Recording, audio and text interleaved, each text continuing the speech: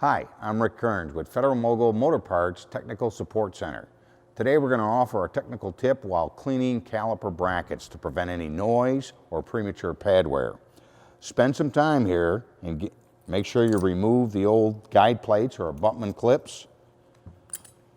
Once they have been removed, I'm going to offer another nice little tip.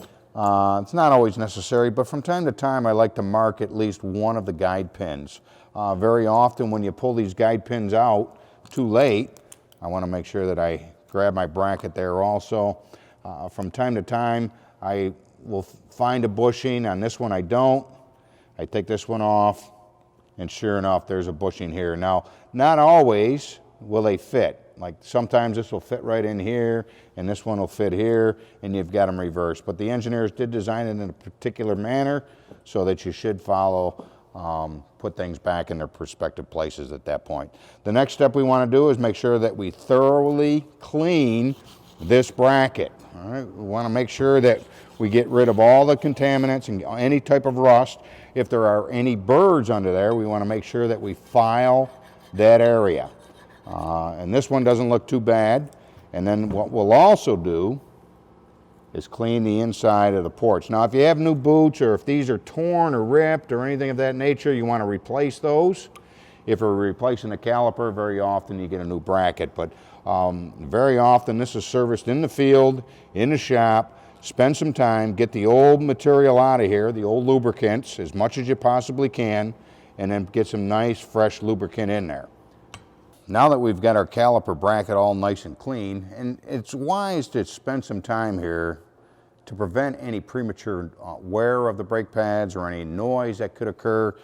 Take the time and clean these caliper brackets very well. Then what you want to do is take some silicone lubricant or high temperature molybdenum. You've got to make sure that it is a high temperature grease because we are dealing with some severe temperatures. And what I do is put a dab right where the abutment clips or guide plates are going to go, just to prevent any future rusting coming into play.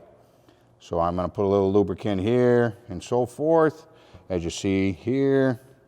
And then we're about ready to put our guide plates in place. And then make sure you've got them positioned correctly. You can make sure that the little tabs are in the right spots.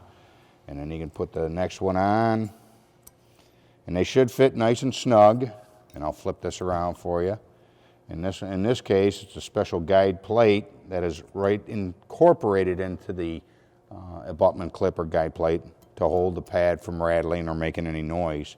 So that's got to be in the correct position. You can see that if I tried to put this on, it would be in an incorrect position at this point right here. So make sure that you do position these correctly so that they don't interfere with the rotor and cause excess noise. Now we've got our lubricant inside. Do a double check, make sure our boots are in good shape. We've got some lubricant on our pins. Get those in place here. Make sure the boot grabs a hold of the guide plate. Now sometimes this can be tricky because you've got lubricant in there and you get into a hydraulic lock. This one moves freely, the bushing's in the correct spot, and we're ready to go. We're ready to install it on the vehicle itself. So that's our technical tip when cleaning caliper brackets. Spend some time here, get some lubricant on here. I'll also put just a little bit of lubricant where the pad is going to ride so that it has good free movement. And I'll put a little bit here. And on each spot, wherever the pad is going to contact those guide plates or abutment clips so that we have good, smooth, clean operation. This will avoid premature pad wear or potential noise, whether it's a squeal or a growl or whatever it may be.